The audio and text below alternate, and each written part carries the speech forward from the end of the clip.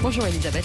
Bonjour Cécile, bonjour Patrick, bonjour à tous. Alors, Elisabeth, c'est le 8 mars aujourd'hui et vous n'êtes pas forcément contente. Eh bien d'ailleurs, c'est ce qu'on me demande de ne pas Oui. être contente. Soit plaintive, craintive et vindicative. C'est la Sainte Nitouche ou le jour des lamentations.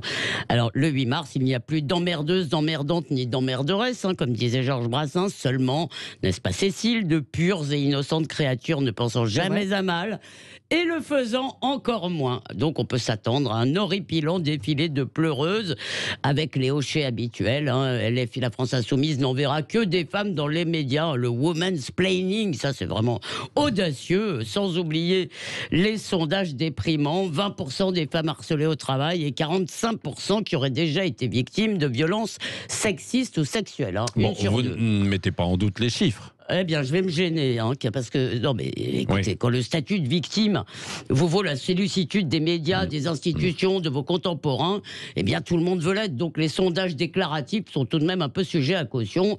Et du reste, beaucoup de femmes pensent vraiment qu'elles sont traumatisées pour une mauvaise blague de machine à café ou une louange de leur fondement dans la rue. Toutes victimes.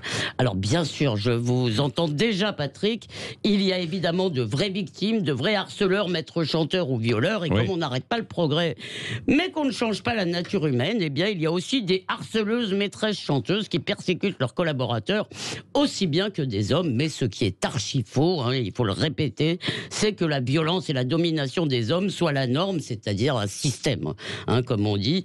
Au contraire, il y a une condamnation générale, sociale, judiciaire, professionnelle, et bien sûr, il y aura toujours des gens qui transgressent la norme, des hommes qui ne s'empêchent pas. Oui, bon, donc on a évolué. Mais reste qu'il y a encore tout de même des inégalités, Elisabeth. Oui, alors bien sûr, d'abord, je crains qu'il y en ait toujours et de toutes sortes, mais s'agissant des inégalités salariales et professionnelles, dont on parle beaucoup, les salaires et aussi ce fameux nombre de femmes dans les conseils d'administration qui semble être si désirable, eh bien, ce sont des héritages du passé qui se résorbent au fur et à mesure que les nouvelles générations arrivent, et je parie, cher Patrick, que vos filles ne les connaîtront pas ou beaucoup moins. Mais aujourd'hui, pour accélérer le mouvement, eh bien, on compte obsessionnellement les femmes, combien il y en a là, et on crée de l'inégalité, de l'injustice en sens inverse, parce que pour un homme aujourd'hui, il n'y a presque aucune chance, n'essayez même pas, cher Patrick, d'être nommé à la tête d'une grande boutique publique nationale ou internationale. En France, je vous rappelle, Radio France, France Télé et beaucoup d'autres, ce sont des Oui, femmes. bon, donc à vous entendre, le combat des femmes est gagné. Alors. Mais évidemment qu'il est gagné. On a vécu en 2 siècles, en moins de 2 siècles, par rapport à toute l'histoire, on a vécu un renversement inouï, et d'ailleurs magnifique.